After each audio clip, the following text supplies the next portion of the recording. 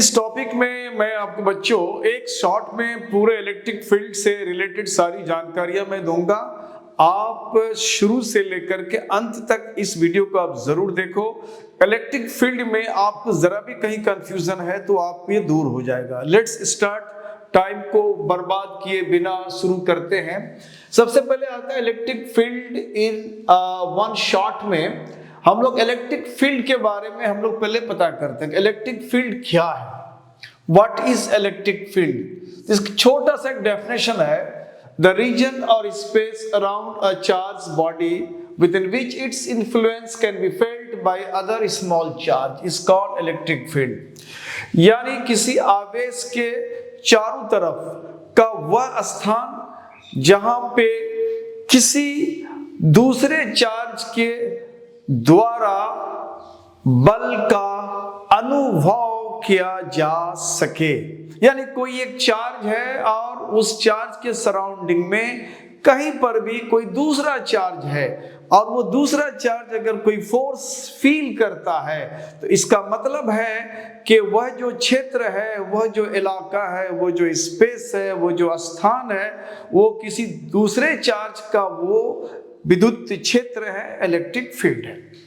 तो अब कोई भी चार्ज ले लो, मान लिया कि हमने एक चार्ज लिया यहाँ पे Q और इस चार्ज के आजू बाजू सराउंडिंग में एक छोटा सा एक स्मॉल चार्ज हमने लिया Q0। अब ये Q0 चार्ज अगर एक फोर्स फील कर रहा है कि इसको लग रहा है कि इलेक्ट्रिक फील्ड इलेक्ट्रिक फोर्स उस पे लग रहा है, तो इसका मतलब है ये चार्ज किसी चार्ज के इलेक्ट्रिक फील्ड के अधीन है। तो इसके यहाँ पे एक चार्ज है Q, हमने कहा कि ये चार्ज Q है, एक इलेक्ट्रिक फील्ड बनाता है, एक ऑरा बनाता है, एक इफेक्टिव क्षेत्र बनाता है, स्पेस बनाता है जहां पे किसी दूसरे चार्ज पर वो फोर्स लगाने का काम करता है। और ये जो चार्ज जिसका ये इलेक्ट्रिक फील्ड कहा जा रहा है, ये एरिया, ये क्षेत्र, ये स्पेस, इसको हम लोग सोर्स चार्ज कहते हैं। इसको कहते हैं सोर्स चार्ज। और ये जो है जो चार्ज फील कर रहा है कि इस पर कोई फोर्स लगा रहा है, तो इसको बोलते हैं हम लोग टेस्ट चार्ज। ये है हमारा टेस्ट चार्ज।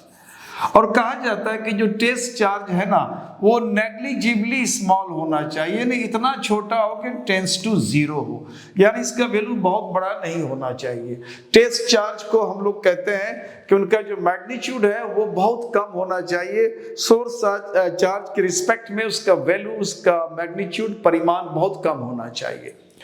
तो ये जो फील कर रहा है उस क्षेत्र को, उस एरिया को, उस स्पेस को, इस चार्ज का हम इलेक्ट्रिक फील्ड कहेंगे। अब एक नई बात आती है इलेक्ट्रिक फील्ड इंटेंसिटी। तो इलेक्ट्रिक फील्ड इंटेंसिटी को जानने से पहले हमें थोड़ा सा इसका एक्सटेंशन जान लेना है कि ये जो चार्ज है अपना प्रभाव क्षेत्र कहां तक रखता है। क्या इसका इलेक्ट्रिक फील्ड का ये एरिया है, इतना ये स्पेस है, या इतना स्पेस है, कितना है, कितनी दूर तक ये चार्ज अपना असर डालता है। जहां तक वो दूसरे चार्ज पर असर डालेगा, प्रभाव डालेगा, वह एरिया उसका, वह स्पेस, वो रीजन इसका क्षेत्र कहलाएगा, फील्ड कहलाएगा, यानी इलेक्ट्रिक फील्ड कहलाएगा। अब सवाल है कि इसको हम लोग थ्योरेटिकली अगर हम सोचें तो थ्योरेटिकली ये कितनी दूर तक फोर्स लगाएगा ये कहना मुश्किल है। तो हम ये कह सकते हैं कि इनका जो एक्सटेंशन है वो अप टू इन्फिनिटी तक होता है थ्योरेटिकली। लेकिन प्रैक्टिकली ऐसा होता है कि जैसे जैसे कोई भी चार्ज इस सोर्स चार्ज से दूर जाता जाएगा, उस पर जो फोर्स का फील है, अनुभव है, वो धीरे धीरे घटता जाएगा और आफ्टर सर्टेन डिस्टेंस जो है उसका फोर्स लगभग नेग्लिजिबल 0 के बराबर हो जाएगा। लेकिन हमारा जो मैथमेटिक्स कहता है कि वो फोर्स उस पर तब भी लग रहा है लेकिन वो फील नहीं कर रहा है, या नहीं के बराबर वो फोर्स है, नेग्लिजिबल है, जिसकी वजह कर वो समझ नहीं पा रहा है कि उस पर फोर्स लग रहा है। But extension is up to infinity. लेकिन प्रैक्टिकली उसका एक्सटेंशन बहुत दूर तक नहीं जाता है, क्योंकि हम लोग इलेक्ट्रिक फोर्स में ये जान चुके हैं कि जब भी कोई चार्ज किसी दूसरे चार्ज पे फोर्स लगाता है तो डिस्टेंस के इनवर्सली, स्क्वायर के इनवर्सली प्रोपोर्शनल होता है। यानी डिस्टेंस के इनवर्सली प्रोपोर्शनल, स्क्वायर के इनवर्सली प्रोपोर्शनल का मतलब होता है कि अगर आपने डिस्टेंस को डबल कर दिया तो फोर्स का जो मैग्नीट्यूड है वो 4 टाइम से घट जाएगा। अगर इसको आपने 3 टाइम्स कर दिया डिस्टेंस को, तो 9 टाइम से उसका फोर्स का वैल्यू घट जाएगा। तो ज्योमेट्रिक प्रोग्रेशन से उसका वैल्यू डिक्रीज करता है, जो एब्रप्ट डिक्रीज कहते हैं, बहुत तेजी से डिक्रीज करता है। तो इसलिए इसका एक्सटेंशन बहुत दूर तक नहीं जा पाता है, कि जहां तक इसका प्रभाव क्षेत्र हो वो एक सर्टेन एरिया तक ही वो अपना फील कराता है दूसरे चार्ज पर। बट थ्योरेटिकली हम ये नहीं कहेंगे कि कहां तक है, हम ये कहेंगे कि it extends up to infinity. तो ये हुआ इलेक्ट्रिक फील्ड का एक्सटेंशन। अब इलेक्ट्रिक फील्ड इंटेंसिटी के बारे में बात करते हैं। देखो, इंटेंसिटी का मतलब होता है स्ट्रेंथ। जब भी ये वर्ड इस्तेमाल हो, इसका मतलब होता है स्ट्रेंथ, शक्ति, कुव्वत। तो इलेक्ट्रिक फील्ड का शक्ति, स्ट्रेंथ, कुव्वत क्या है, कितना मजबूत होता है इलेक्ट्रिक फील्ड, किस पॉइंट पर क्या है। तो इसका डेफिनेशन दिया हुआ है, force experience by unit positive charge at any point in an electric field of source charge is called electric field intensity। देखो बच्चों, यहां पे कह रहा है कि यहां पे यूनिट पॉजिटिव चार्ज पर कितना फोर्स लगता है। कोई भी टेस्ट चार्ज अपने इलेक्ट्रिक फील्ड में रखे, किसी भी पॉइंट पर कितना वो फोर्स लगाता है यूनिट चार्ज पर, that very force is known as electric field intensity. Suppose that हमारे पास यहाँ सोर्स चार्ज Q है और इससे r डिस्टेंस पे सपोज एक हमने टेस्ट चार्ज रख लिया Q0। अब फैक्चुअली यहाँ पे कूलम साहब के लॉ के हिसाब से दोनों के बीच जो फोर्स लगना है वो हो जाएगा Coulomb constant product of charges upon distance square. अब हमने कहा कि डिस्टेंस स्क्वायर, यानी इसका मतलब है कि दोनों के बीच जितना फोर्स लग रहा है। अब इस जगह पर अगर हम यूनिट पॉजिटिव चार्ज रख लिया तब कितना फोर्स लगेगा।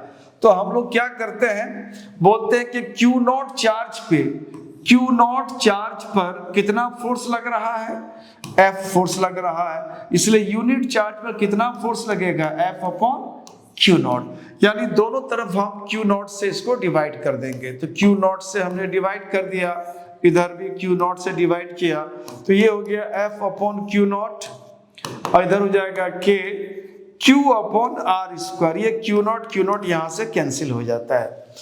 यानी ये जो चार्ज है, इस चार्ज का जो इलेक्ट्रिक फील्ड है इस पॉइंट पर, R डिस्टेंस पर एक पॉइंट है यहाँ, मान लो P, इस पॉइंट पर जो उसका इलेक्ट्रिक फील्ड है वो है coulomb constant, that very charge multiplied distance square. यानी चार्ज का वैल्यू और उसके डिस्टेंस के स्क्वायर पर, इसी पर डिपेंड करता है इसके किसी भी पॉइंट पर, यानी इलेक्ट्रिक फील्ड के किसी भी पॉइंट पर का ये इलेक्ट्रिक फील्ड का स्ट्रेंथ हो गया। और इसको हम लोग E से रिप्रेजेंट करते हैं, इसको E से रिप्रेजेंट करते हैं। तो यहाँ हो गया इलेक्ट्रिक फील्ड का वैल्यू, इलेक्ट्रिक फील्ड का वैल्यू हो गया यहाँ फोर्स अपॉन Q0, यानी यूनिट चार्ज पर कितना फोर्स लग रहा है, that very force is known as electric field intensity या इलेक्ट्रिक फील्ड स्ट्रेंथ, जो भी आप कहो। तो ये हुआ इलेक्ट्रिक फील्ड इंटेंसिटी के बारे में। अब इलेक्ट्रिक फील्ड इंटेंसिटी को पढ़ने के बाद हम लोग इसके SI यूनिट की भी बात करना चाहेंगे, डायमेंशनल फॉर्मूला की बात करना चाहेंगे। तो इसका SI यूनिट और डायमेंशनल फॉर्मूला की बात करते हैं। तो अभी हम लोगों ने देखा कि E इक्वल टू होता है, यानी जो फोर्स लग रहा है यूनिट चार्ज पर, ये। अब ये समझ में आ रहा है कि इसका SI यूनिट क्या होना चाहिए। SI यूनिट फिगर देख के ही समझ में आ जा रहा है बच्चों। फोर्स है तो न्यूटन हो जाएगा, यहाँ चार्ज का कूलम होता है न्यूटन अपॉन कूलम, या इसको हम लोग न्यूटन कूलम इनवर्स भी कह सकते हैं। C को ऊपर कर लेंगे, C पावर -1 हो जाएगा।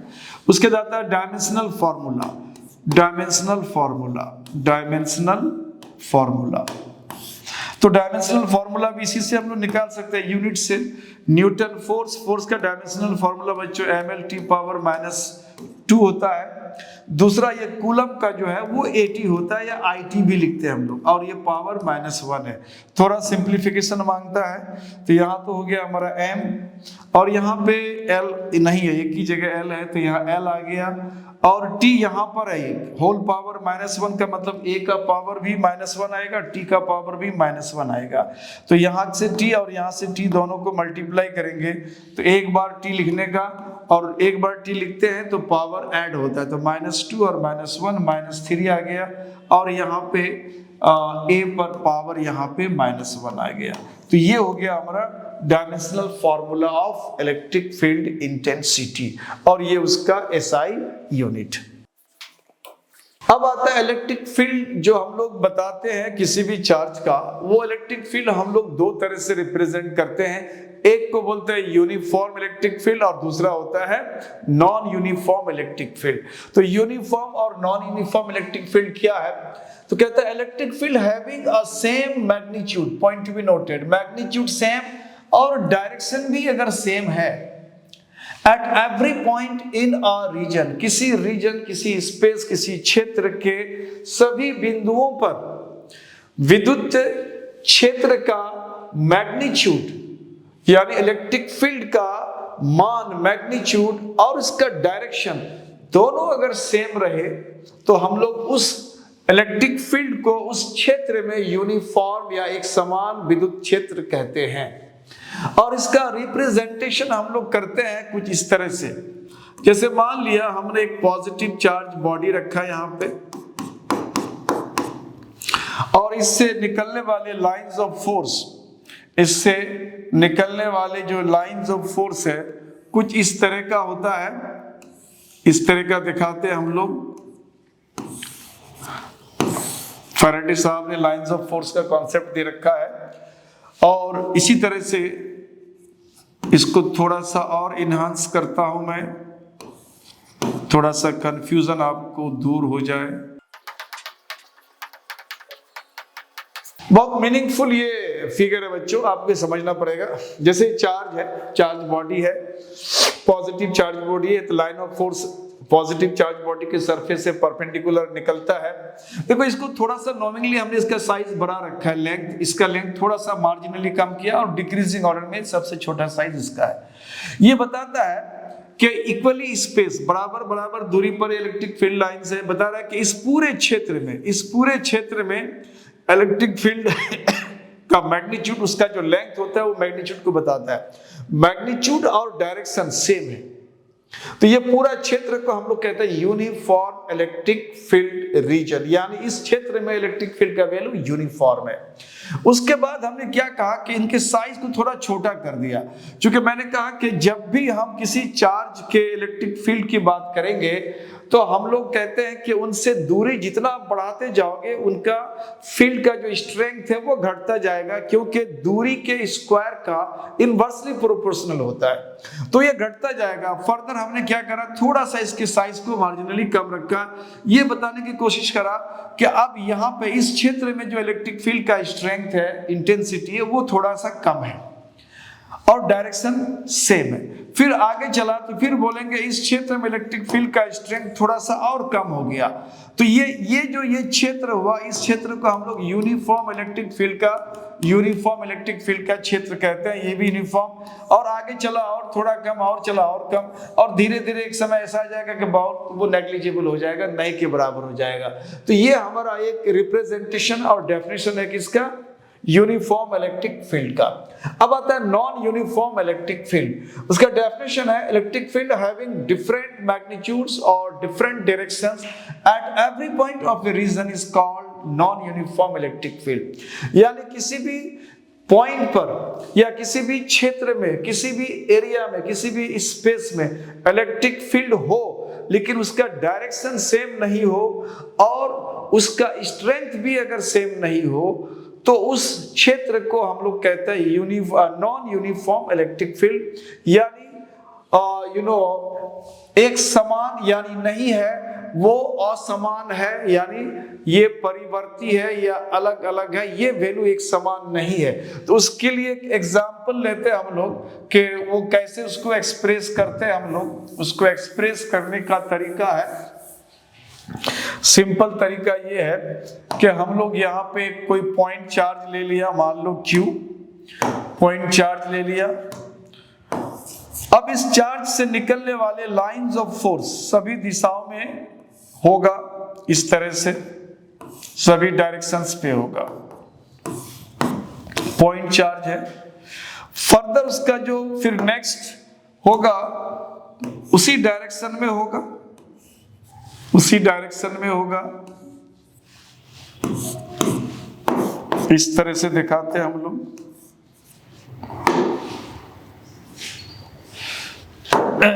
नेक्स्ट, और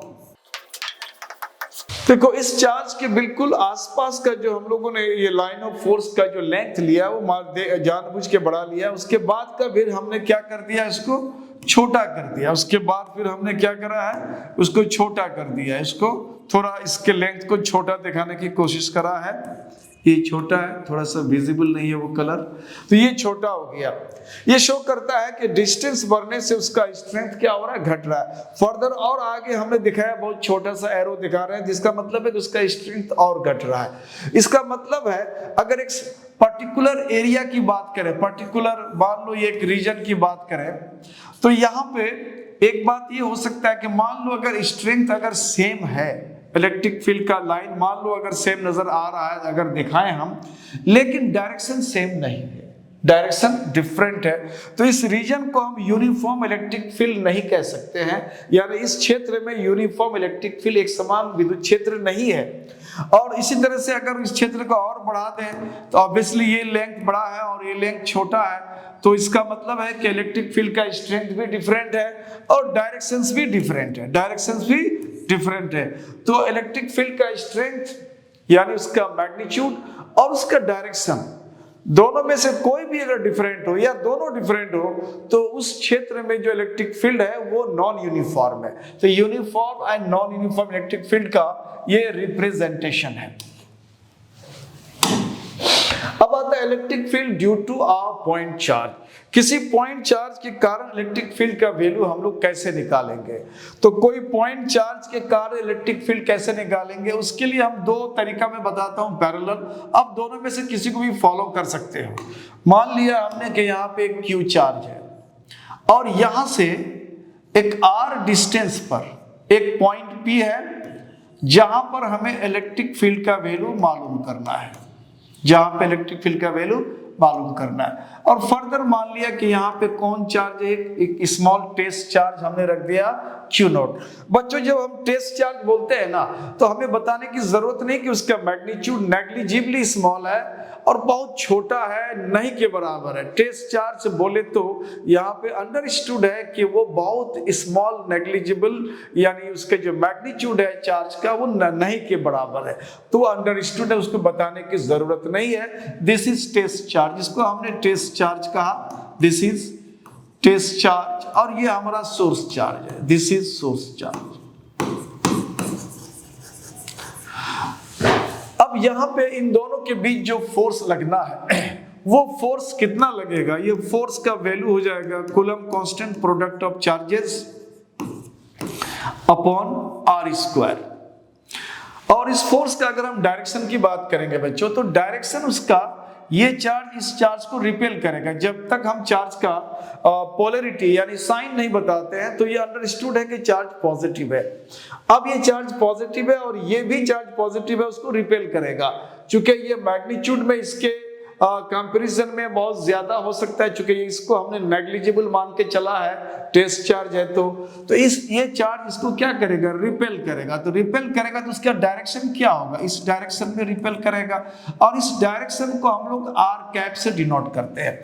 अगर इसको हमने वेक्टर आर कंसीडर करा कि इधर से इधर की तरफ ये वेक्टर आर है, तो इसको हम लोग आर कैप से डिनोट करते हैं। तो डायरेक्शन के लिए हम आर कैप लगा देते हैं, इसका मतलब इस फोर्स का डायरेक्शन इधर की तरफ है, ये फोर्स का डायरेक्शन है। और ये फोर्स पर यूनिट चार्ज की अगर बात करेंगे तो Q नॉट चार्ज से हम इसको डिवाइड कर देंगे, तो ये Coulomb constant Q upon R square, और ये आर कैप है। अब इसी को हम लोग कहते हैं इलेक्ट्रिक फील्ड, इसी वैल्यू को इलेक्ट्रिक फील्ड कहते हैं या इलेक्ट्रिक फील्ड इंटेंसिटी कहते हैं। इलेक्ट्रिक फील्ड इंटेंसिटी बार बार हम लोग रिपीट नहीं करेंगे, अक्सर इलेक्ट्रिक फील्ड इंटेंसिटी या स्ट्रेंथ ऑफ इलेक्ट्रिक फील्ड को हम लोग इलेक्ट्रिक फील्ड इंटेंसिटी नहीं बोल करके सिंपली इलेक्ट्रिक फील्ड भी बोलते हैं। और इलेक्ट्रिक फील्ड बोलते हैं तो ये अंडरस्टूड है कि इंटेंसिटी की बात हो रही है। तो ये इलेक्ट्रिक फील्ड या electric field intensity coulomb constant यानी चार्ज अपॉन डिस्टेंस स्क्वायर, ये आर कैप हो गया। कभी कभी हम लोग इस आर कैप के वैल्यू को हम लोग कुछ वेक्टर फॉर्म में रखते हैं, ये यूनिट वेक्टर में है तो इसको वेक्टर फॉर्म में रखते हैं, तो इसको हम लोग इस तरह से दिखाते हैं। ये जो आर कैप है, आर कैप को हम लोग vector R upon vector R का मोड लिख सकते हैं। तो ये हो गया के क्यू अपॉन आर स्क्वायर, और ये vector R upon vector R का मोड आर हो जाएगा। तो ये हो जाएगा K Q upon R square R, R cube हो जाएगा एंड वेक्टर आर हो जाएगा। तो ये सब चीज भी ध्यान रखना है कि हमने उस वैल्यू को किस फॉर्म में रखा। अगर आपने इसको यूनिट वेक्टर में रखा है तो सिंपली आर स्क्वायर हो जाएगा। अगर आपने इसको वेक्टर फॉर्म में रखा है अपार्ट फ्रॉम यूनिट वेक्टर, तब तो फिर यहाँ पे ये क्यूब आ जाता है वैल्यू। तो ये चीज आपको यहाँ पे ध्यान देना है। अब इसमें मैंने कहा कि चाहे तो आप इसको इस फॉर्म में रख सकते हो। दूसरा ये है कि आप चाहो तो इसको आप दूसरे फॉर्म में रख सकते हो। जनरली जो कुछ बुक्स में जो दिखाया जाता है कुछ इस तरह से बोला जाता है कि यहाँ पे कोई एक हमारा एक प्लेन है या कोई स्पेस की बात करते हैं, ये ओरिजिन है और ओरिजिन पे हमारा सोर्स चार्ज है। This is X axis, Y axis and Z axis. Origin पे सोर्स चार्ज है यानी क्यू, और स्पेस में कहीं भी एक पॉइंट है जहां पे हमें इलेक्ट्रिक फील्ड पता करना रहता है। ये हमें पता करना क्या होगा, ये हमें पता करना है कि ये वैल्यू क्या होगा। वट लगा दिया। अब हम करते क्या है कि यहां से पोजीशन वेक्टर उस पॉइंट का ड्रॉ करते हैं।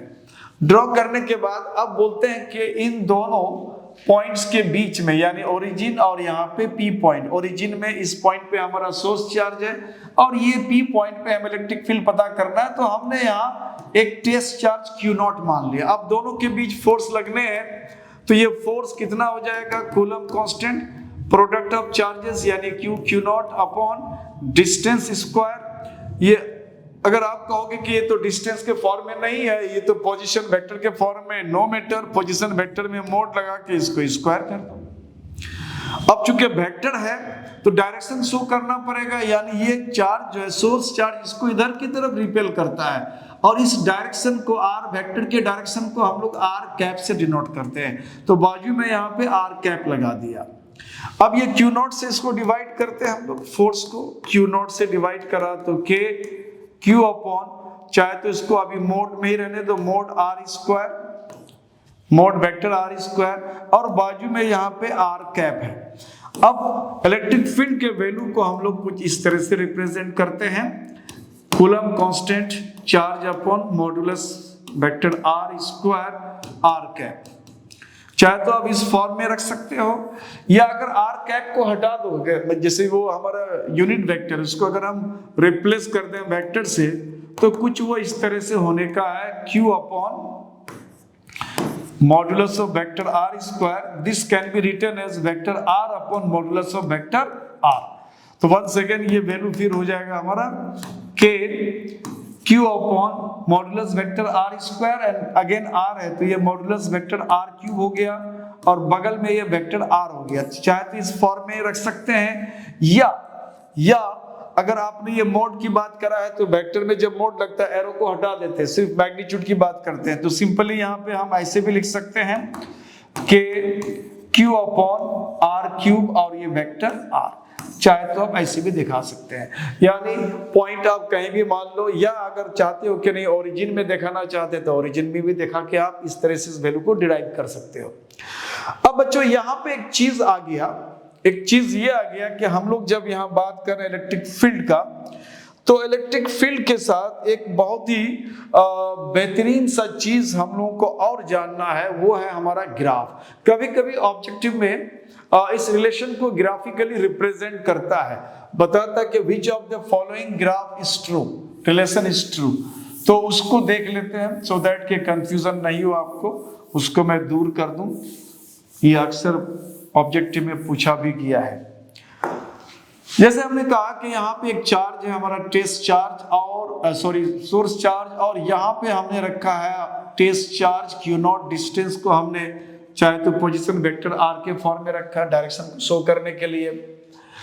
अब इन दोनों के बीच जो इलेक्ट्रिक फील्ड का वैल्यू आया बच्चों, यानी इस चार्ज के कारण यहाँ पे इस पर ये फोर्स लग रहा है, इसको फिर हमने यूनिट चार्ज पर फोर्स की बात करा, उसको इलेक्ट्रिक फील्ड कहते हैं। ये हो गया हमारा इस पॉइंट पर इलेक्ट्रिक फील्ड का value, this charge upon this distance square, this distance square, and बाजू में यहाँ पे कर दिया हमने आर कैप डायरेक्शन को दिखाने के लिए। और अगर इन मैग्नीट्यूड की बात करेंगे, इलेक्ट्रिक फील्ड का डायरेक्शन क्यों नहीं दिखा करके इन मैग्नीट्यूड की बात करेंगे, तो फिर डायरेक्शन का कोई मतलब नहीं रहता है, सिर्फ वैल्यू की बात करता है, यूनिट वेक्टर को हटा देता है। ये भी जानना है, अगर आप यहाँ एरो रखे हो तभी ये आपको आर कैप रखना है, अगर आपने एरो नहीं दिया है, सिर्फ मैग्नीट्यूड की बात कर रहे हो, तो ये आर कैप का कोई मतलब नहीं होता है, और आर कैप का मतलब भी नहीं होता है। और E इक्वल टू आपके Q अपॉन आर क्यूब भी नहीं ले सकते, जैसे मैंने वहां बताया है। ये तभी दिखाएंगे जब यहाँ बाजू में वेक्टर होगा, यूनिट भी नहीं वेक्टर होगा, यानी वेक्टर आर होगा तभी आप इसको आर क्यूब कहोगे, और यहाँ भी वेक्टर का साइन होगा। तो ये सब ध्यान देना है कि जरा सा भी एरर में आपकी जो है गलती से थोड़ी सी भी अनभिज्ञता से आपकी जो क्वेश्चन गलत ट्रिक हो सकता है, इसलिए ट्रिक आउट भी सही तरीके से करना है। तो इतना हो गया। अब अगर इन दोनों के बीच ग्राफ की बात करते हैं, कभी कभी ग्राफ को कई तरह से इंटरप्रेट किया जाता है। ये ग्राफ मान लो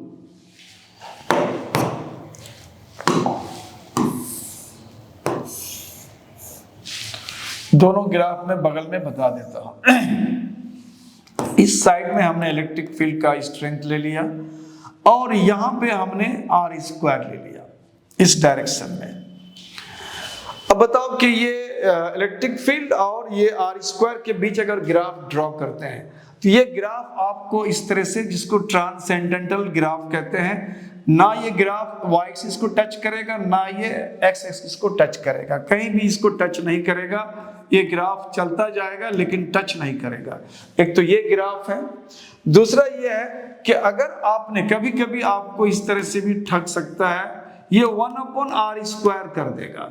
अगर ये 1/r² कर देगा तो फिर दोनों के बीच जो ग्राफ होगा वो बिल्कुल स्ट्रेट लाइन होगा। ये बताता है कि E जो है डायरेक्टली प्रोपोर्शनल है 1/r², बिल्कुल है। E डायरेक्टली प्रोपोर्शनल है 1/, इसको हम ऐसे लिख सकते हैं KQ/1/r²। तो ये जो है इलेक्ट्रिक फील्ड जो है वो डायरेक्टली प्रोपोर्शनल है 1/r² का। जब दो फिजिकल क्वांटिटी एक दूसरे के डायरेक्टली प्रोपोर्शनल होता है तो उनके बीच जो ग्राफ होता है बिल्कुल स्ट्रेट होता है। और ये बताता है कि E जो है वो डायरेक्टली प्रोपोर्शनल r² का है। r² का यहाँ पे अगर प्रोपोर्शनल दिखाते हो तो ग्राफ का जो है ये इस तरह से आएगा। और ये ग्राफ क्या बताता है? ये ग्राफ बताता है कि r का वैल्यू अगर हम बढ़ाते जाएंगे तो E का वैल्यू क्या होगा? ग्राफ नीचे आ रहा है, घटता जाएगा। और R का वैल्यू आप घटाओगे तो इलेक्ट्रिक फील्ड का वैल्यू ऊपर जा रहा है, बढ़ता जा रहा है। तो ये दो अलग अलग ग्राफ आपको पूछा जा सकता है, तो इस पे ध्यान देना है आपको कि यहाँ पे r² है या 1/r² है। तो थोड़ी सी गलती से आपका आंसर गलत हो सकता है। तो छोटी छोटी कॉन्सेप्ट है, इस सब पर आपको एग्जाम में ध्यान देना होता है।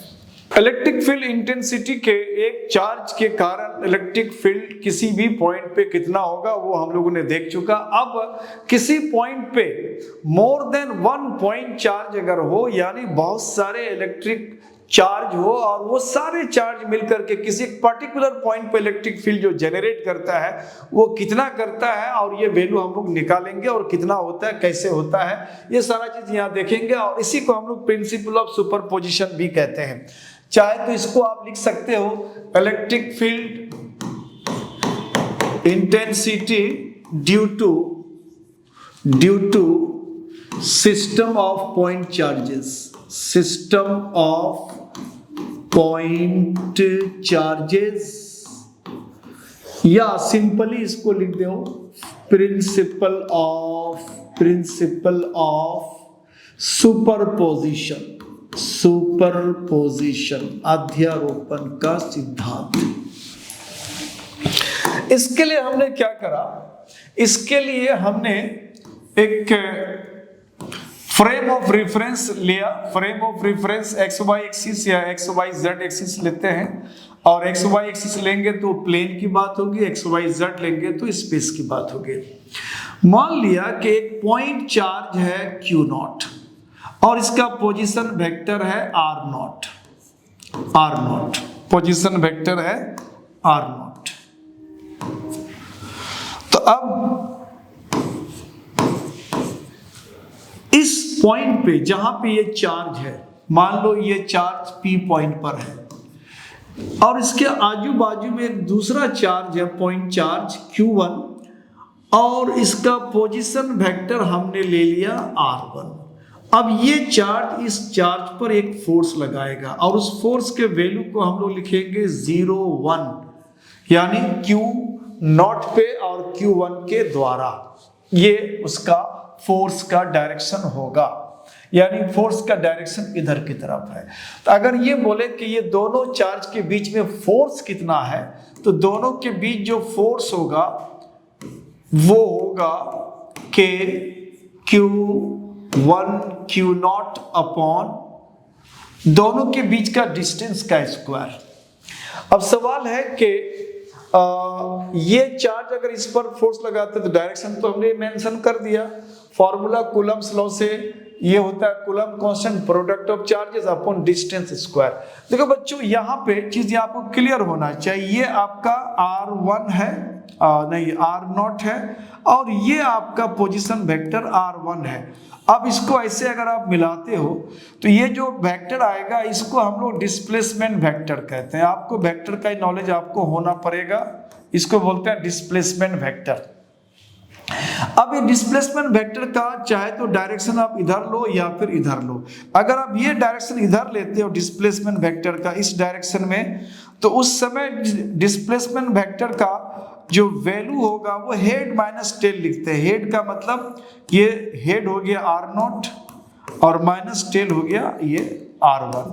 उसी तरह से डायरेक्शन को अगर रिवर्स कर दोगे इधर, अब ये हेड R1 के तरफ हो जाएगा, टेल R नॉट के तरफ हो जाएगा, उस समय हो जाएगा R1 माइनस R नॉट। तो ये चीज आपको पता होना चाहिए।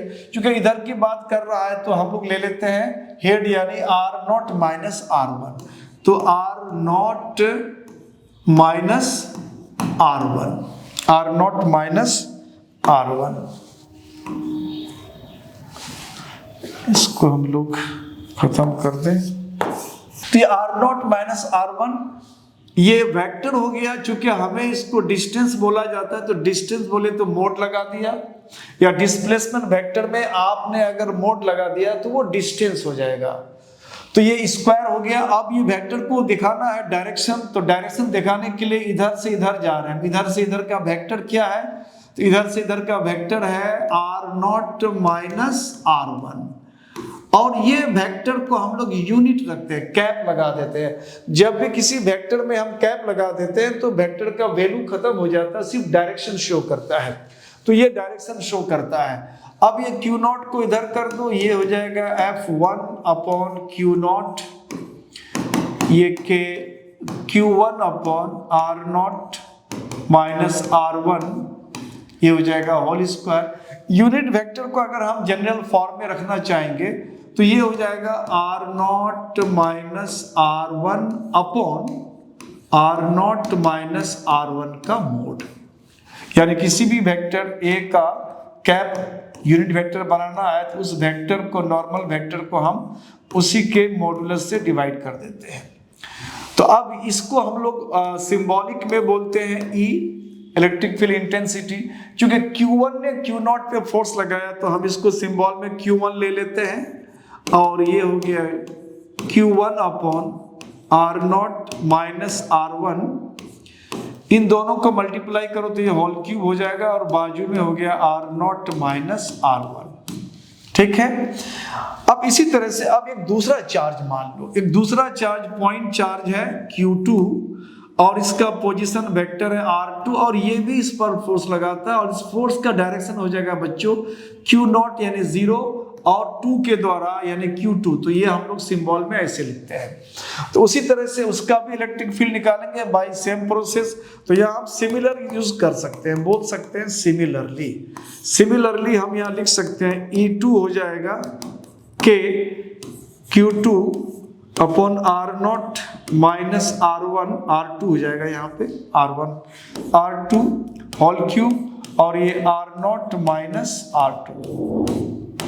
इसी तरह से अगर हम nth पॉइंट चार्ज अगर लेते हैं तो यहाँ उसके लिए सिंबल ले लेते हैं En के, ये हो जाएगा Qn R0 minus Rn whole cube और ये R0 माइनस Rn।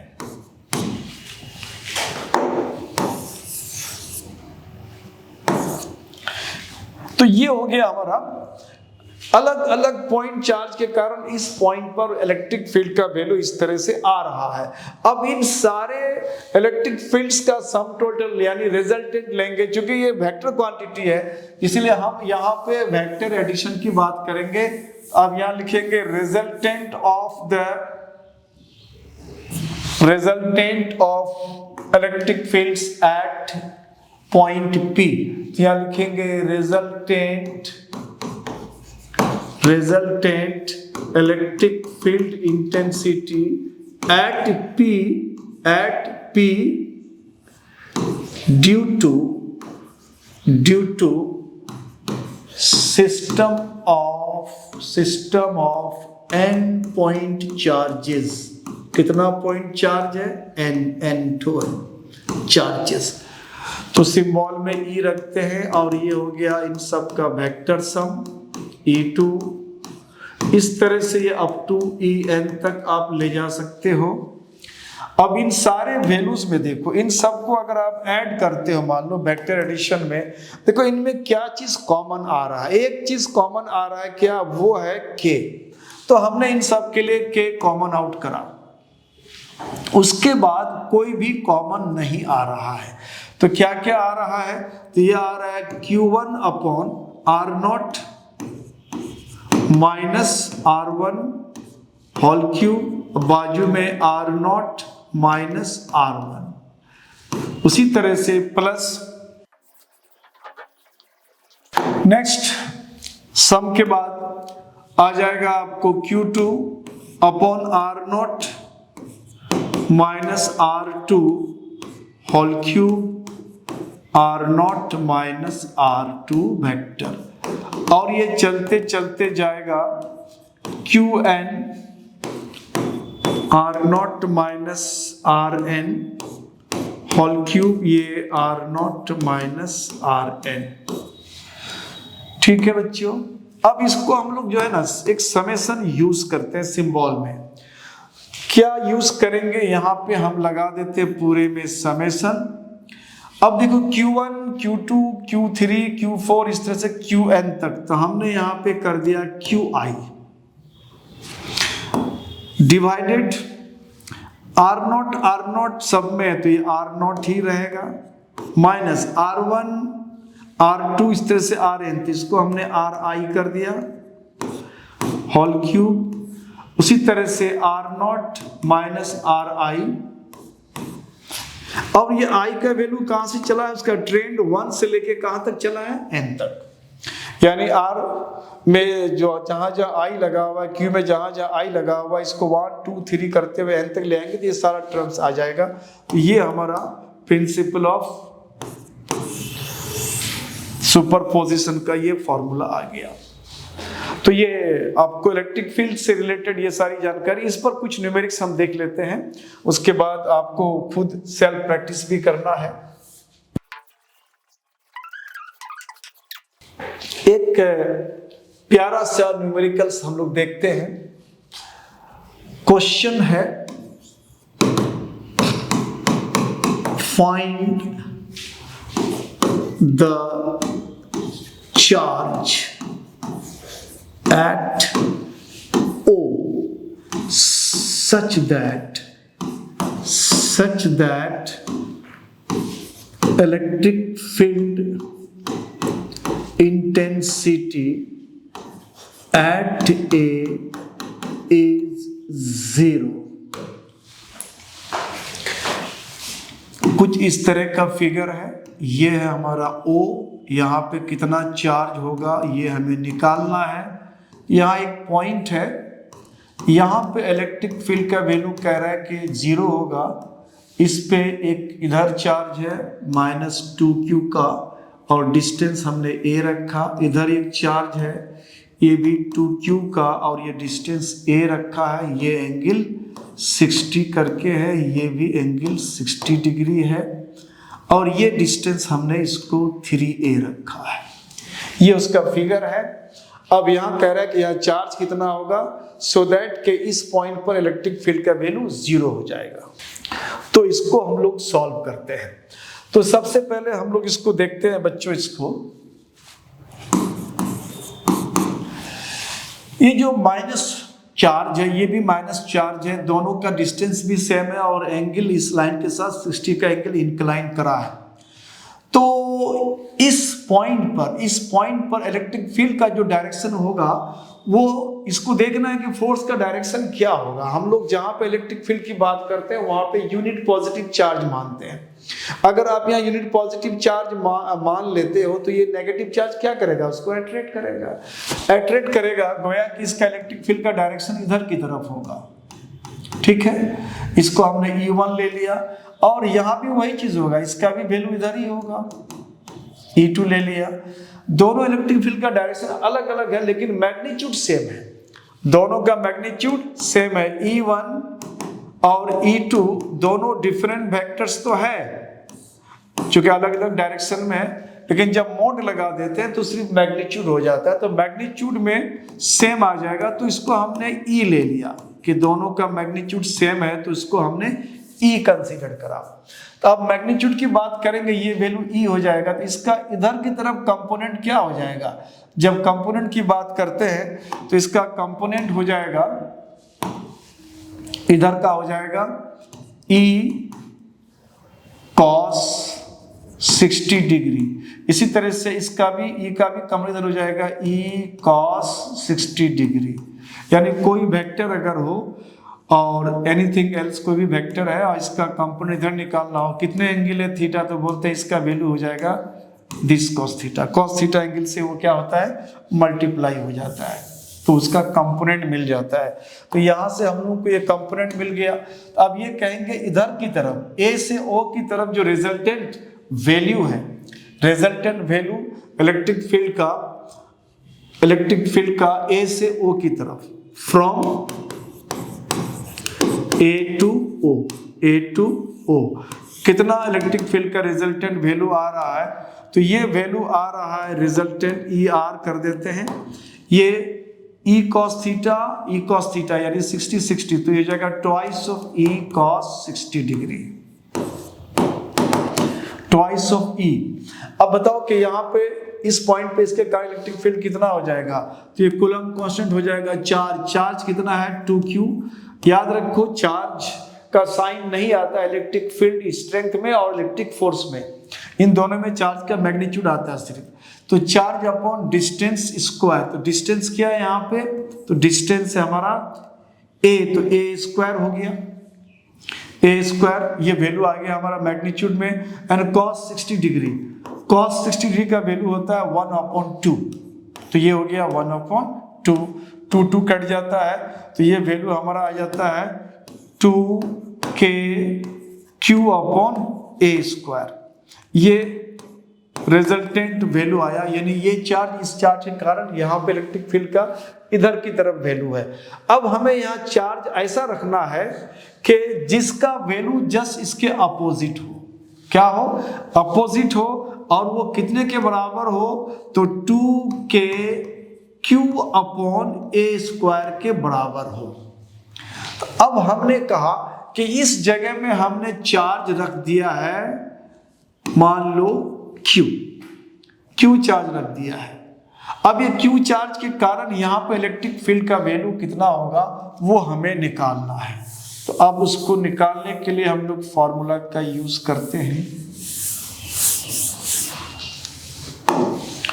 यहाँ चार्ज हमने Q रखा है, तो electric field at A due to Q, electric field intensity at A किसके कारण, तो ड्यू टू